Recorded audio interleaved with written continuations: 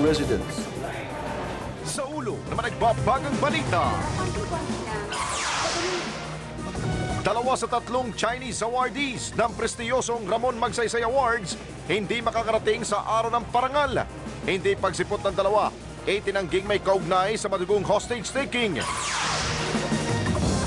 Hostage-taker na si dating Senior Inspector Rolando Mendoza.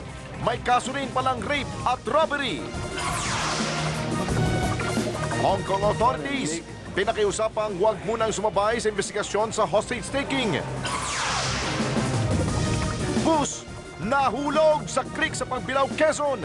5 patay, mahigit 40 sugatan. Pinoy, silver medalist sa patalasan ng memorya sa London. At iringan ni Claudine Barreto at Angelica Panganiban, lalo nga bang umiinit?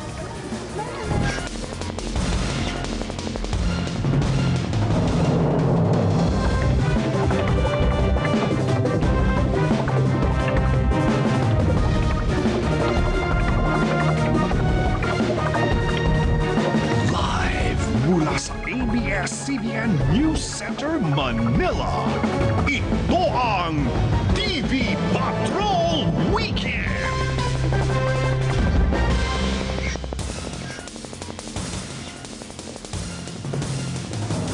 Magandang gabi, Pilipinas. Kami ang mga patrol ng Pilipino. Nagbabalita at naglilingkod sa inyo saan man sa mundo.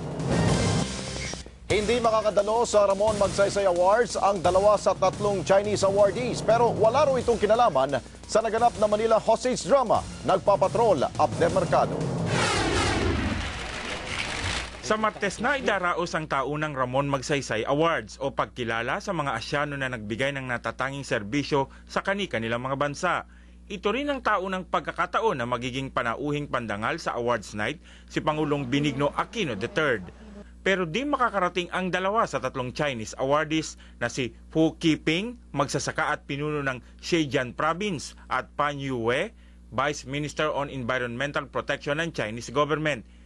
Ayaw namang iugnay ni Emily Abrera, Chairman of the Board ng Ramon Magsaysay Awards, na may kinalaman ito sa naganap na hostage-taking incident noong 23 ng Agosto. A 1 pa raw ng Agosto wala nang abiso kung makakarating si Pan, samantalang may sakit naman raw si Pu. Madalas natatagalan bago ma-confirm, kung minsan malapit na talaga yung awards. Hindi naman kami nawawalan ng pag-asa, baka pa rin makarating si Pan Yue. Sa katunayan, ang pangatlong Chinese awardee at photographer na si Yo Daishan ay nandito na sa Maynila. Hindi rin naman daw lahat ng awardee ay nakakadalo taon-taon. Tiniyak naman ng Ramon Magsaysay Foundation na makakarating ang iba pang dayuhang awardee mula Japan at Bangladesh. Abner Mercado, Patrol ng Pilipino. Nagsasagawa ng hiwalay na investigasyon ng PNP at NBI sa hostage drama kung saan nasawi ang 8 Chino. Sentro ng investigasyon kung paano nabaril ang mga bihag ni dating Senior Inspector Rolando Mendoza. At live mula sa Bagong Diwa, Camp Bagong Diwa, nagpapatrol Jeff Canoy. Ano ang nangyari sa loob ng bus ng mga turista mula sa Hong Kong? Yan, Alex, ang tanong na pilit hinahanapan ngayon ng sagot ng PNP at ng NBI sa kanilang magkahiwalay na investigasyon. Maghapon, binusisi ng investigating team ng PNP at NBI ang tourist bus dito sa Camp Bagong Diwa para mabuo ang tunay na kwento sa hostage-taking. Una nilang sinisikap malaman kung saan nakapwesto ang bawat bihag sa loob ng bus at kung saan galing ang mga balang nakapatay at nakasugat sa mga pasahero. Still processing the crime scene. Based on their findings, we'll reconstruct the crime scene in another bus. Nagpakuha rin ng mga otoridad ng isa pang bus na kapareho ang modelo. Dito pinaakyat nila ang nakatakas na bus driver na si Alberto Lubang at ang pinalayang photographer na si Danilo Medril para ituro kung saan nakaupo ang mga hostage. Bawal muna sila kausapin ng media. Ang resulta ng investigasyon isusumite sa komite na pinamumunuan ni Justice Secretary Laila De Lima. Sasubmit naman lahat yan dun sa Incident Investigation and Review Committee, which I now chair. It's 75% completed. So tatapusin na nila. Hopefully matatapos tomorrow. Payag ang DOJ na magsagawa ng investigasyon ang Hong Kong authorities. pero wag raw muna ngayon. They will be allowed to gain access to the bus, guided of course and escorted by our own investigators. Alex, buong araw nga na pinagbawalan ang media na makapasok sa bus, pero ngayon ay humihingi na lang ng clearance ang media mula sa investigating team para nga kami paakyatin at makita kung ano yung naging resulta nga ng investigasyon ng PNP at ng NBI. Alex? Maraming salamat, Jeff Canoy. Hindi lamang pala isa kundi 3 kasong kriminal ang kinasangkutan ng hostage taker na si dating Senior Inspector Rolando Mendoza.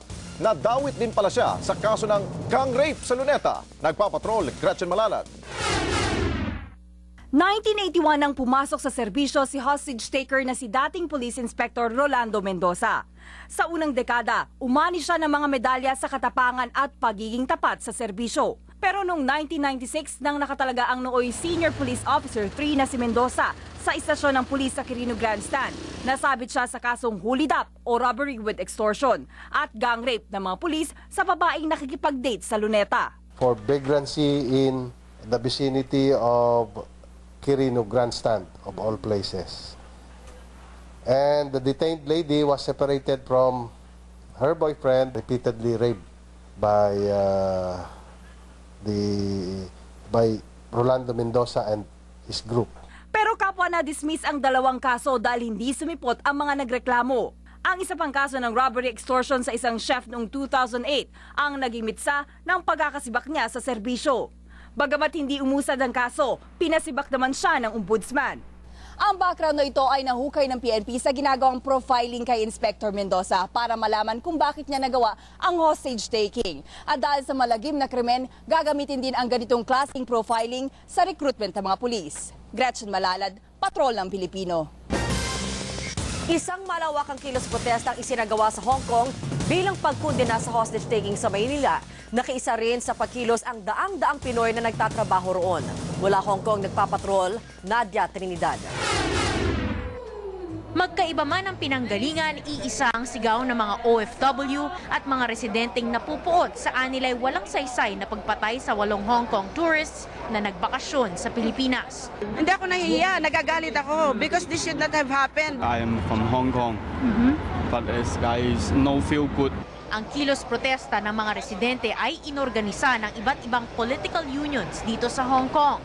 Habang ang mga OFW namang naka-day off ay tinipon ng mga aktivistang grupo gaya ng Migrante, United Filipinos in Hong Kong at Gabriela. Ang pagkilos na ito ng mga taga-Hong Kong ay napagpasyahan hindi lang dahil may mga kababayan silang pinatay sa Pilipinas, pero higit dahil sa naging asal daw ng ating gobyerno sa pagharap sa krisis na ito. Yellow ribbons ang tinali ng mga Hong Kong Chinese. To show that we are sad and we care for the people who died in the Philippines. White ribbons naman ang sa mga Pilipino. Bagamat naging mapayapa ang pagkilos na ito, may pailan-ilan ring mga di naiwasang hidwaan. Ang sabi niya sa akin, para saan ito? Why should you give this one to me? You are the cruel, sabi niya. You are the killer. Naniniwala ang ilang mga taga rito na magpapatuloy pa ang tensyong ito na nabuo sa pagitan ng Pinoy at Hong Kong Chinese hanggat hindi makapaglabas ang gobyerno ng Pilipinas ng resulta ng investigasyon na patas at kapanipaniwala. Nadia Trinidad, Patrol ng Pilipino, Hong Kong. Dumistansya si Pinoy sa mga problemang idinulot ng hostage taking nang bumisita at nag-alay ng bulaklak sa libingan ng mga bayani ngayong araw ng Kagitingan. Nagpapatrol, Nico Bawa. Sa talumpati ni Pangulo Aquino, ipinaalala niya ang katapangan ng mga Pilipino sa harap ng mga sisihan at batiko sa PNP at ang namuong tensyon sa bansang China dahil sa hostage taking noong Lunes. Naniniwala akong ang dugong dumadaloy sa bawat Pilipino ay dugong bayani. Para naman kay Ambeth Ocampo ng National Historical Institute, mas may kahulugan ng araw ng mga bayani ngayon dahil sa kahihiyang idinulot ng insidente. Dapat taon-taon talaga maalala, lalo na ngayon na maraming mga nangyayaring di ka nais-nais. Dagdag ni Ocampo, malalim ang pagkakaibigan ng Pilipinas at China. Umaasa siyang mananaig pa rin ang malalim na ugnayan ng dalawang bansa. Bago pa ang Estados Unidos o Espanya, ang kaibigan ng Pilipinas, China, dahil malalim at matagal ang ating ugnayan, malalampasan siguro natin. Yun nga lang, patuloy na masusubukan ang pagkakaibigan ng dalawang bansa hanggat sariwa pa ang idinulot na sugat ng hostage taking. Nico Bawa, Patrol ng Pilipino. 5 patay at 47 sugatan ang mahulog sa creek ang isang pampaserong bus sa Pagbilao, Quezon. Nagpapatrol, Ernie Manyo. Bumaliktad ang Cool Transport matapos mahulog sa creek sa Malikboy, Pagbilao, Quezon kaninang madaling araw. Galing sa Tacloban City ang bus na biyaheng Cubao, Quezon City. Halos kakalagpas lang ng bus sa Bitukang Manok sa Atimonan, Quezon nang bigla umanong sumigaw ang driver na si Oscar Pedregosa. Huwag ko kayong magpanik, humawak na lang kayo, sabi ng driver sa amin. Bumangga ang bus sa gilid ng tulay at nahulog malapit sa ilog. 5 agad ang patay at sugatan ng 47 pasahero. Inabot ng 8 oras bago na-rescue ang mga pasahero. Aminado si Chief Inspector Lodimer Llaneta, kulang sila sa gamit. Pero yung kanyang kable ay hindi sapat, hindi kaya ng tensyon nung doon sa paghatak sa bus. Takaw aksidente ang bahaging ito ng Pagbilao, pero sinisisi ng ilang pasahero ang matuling pagpapatakbo ng driver. Tatlong pabalagbag yung bus bago siya nalaglag sa tulay. Ginawa ko ang lahat para sa mga pasahero ko, para sa kumpanya. Humingi rin ng dispensa ang driver, pero nahaharap pa rin siya sa kasong reckless imprudence, resulting in multiple homicide at multiple physical injuries. Ernie Manyo, Patrol ng Pilipino, Quezon. Doble dagok naman ang inabot ng ilang pasahero ng nahulog na bus. Bukod kasi sa mga tinamong sugat ay ninakawan pa sila. At live mula sa Quezon, nagpapatrol, Zian Ambrosio. Bernadette, alam mo na dito nga tayo sa isang creek sa Pagbilao, Quezon kung saan nagkalat ang mga bubog dito. Bakas pa nga ang trahedyang iniwan nitong nahulog na bus.